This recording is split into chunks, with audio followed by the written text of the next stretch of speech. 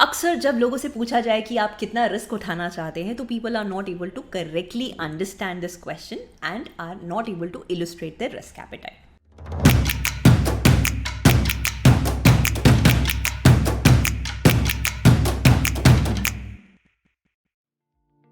Hello everyone, this is Shalini Gera, Senior Partner at Ingenitis and Certified Financial Planner.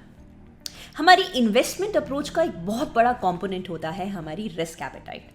मगर अक्सर जब लोगों से पूछा जाए कि आप कितना रिस्क उठाना चाहते हैं तो people are not able to correctly understand this question and are not able to illustrate their risk appetite. So risk appetite is simply your willingness to take risk with your financial instruments. I'll briefly explain to you what is the correct way to gauge your financial risk. Now there are 5 key components जिससे आप decide कर सकते हैं कि आप कितना risk उठाना चाहते हैं. The first and the foremost factor is your age. जब आप 20-21 साल के होते हैं, आपकी नई नई नौकरी लगी होती है, उस टाइम पर आप अपने फाइनेंस से ज़्यादा रिस्क उठा सकते हैं और उठाना भी चाहते हैं. क्यों? क्योंकि अगर आपने उस टाइम पर गलतियां भी कर दी तो भी आपके पास एक बहुत लंबा टाइम फ्रेम है उन गलतियों से, उन सेटबैक से रिकवर करने के लिए. मगर जैसे जैसे आपकी एज 50-55 तक आती रहती है, आपका रिस्क एपेटाइट कम होने लगता है क्योंकि तब आपकी रिटायरमेंट नज़दीक आ रही है, आपके नंबर ऑफ अर्निंग ईयर्स कम हो रहे हैं और आप अपने रिटायरमेंट कॉर्पस को ज़्यादा रिस्क से सब्जेक्ट नहीं करना चाहते हैं. दूसरा फैक्टर जो कि आपका रिस्क डिटरमिन करता है वो है आपका इन्वेस्टेबल सरप्लस.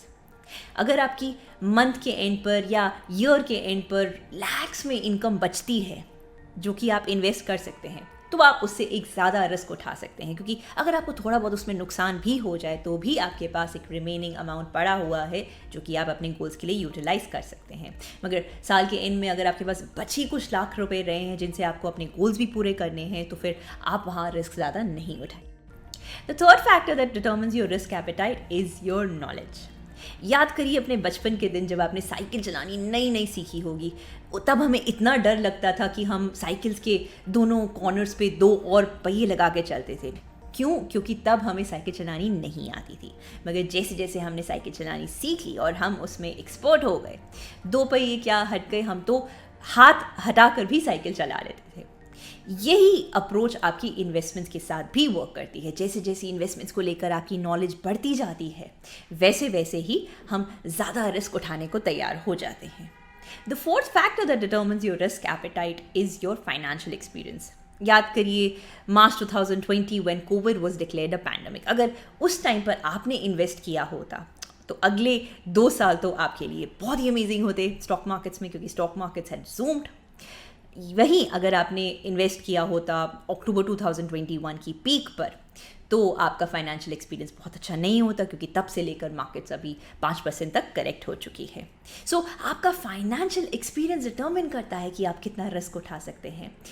अगर आपका फाइनेंशियल एक्सपीरियंस बहुत ही अच्छा रहा हो तो आप ज़्यादा रिस्क उठाने के लिए तैयार हो जाते हैं. अगर आपका एक्सपीरियंस ही ख़राब रहा है तो फिर आप रिस्क उठाने के लिए तैयार नहीं होते हैं.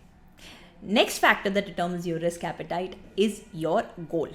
अगर आपके शॉर्ट टर्म गोल है जैसे कि एक कार परचेज तो उस गोल पे आप बहुत ज़्यादा रिस्क नहीं उठाना चाहेंगे क्योंकि कुछ ही टाइम में वो कार आपको ख़रीदनी है और उसके लिए आपको आपकी कैपिटल इंटैक्ट चाहिए. वहीं अगर आपके पास ज़्यादा समय है एक ऑब्जेक्टिव को अचीव करने के लिए तो वहाँ पर आप ज़्यादा रिस्क उठाने को तैयार हो जाएंगे क्योंकि आपके पास एक लंबा समय है. वहाँ पर आप इक्विटी में इन्वेस्ट कर सकते हैं because equity is known to iron out the volatility over the long term. So this was our today's video on determining your risk appetite. अपने अगले फाइनेंशियल प्लानर के साथ डिस्कशन में अपनी रिस्क एपेटाइट को ज़रूर ध्यान में रखिए और तभी एक इन्वेस्टमेंट डिसीजन लीजिए. This is Shalini Gera. Thank you. Signing off. Bye bye.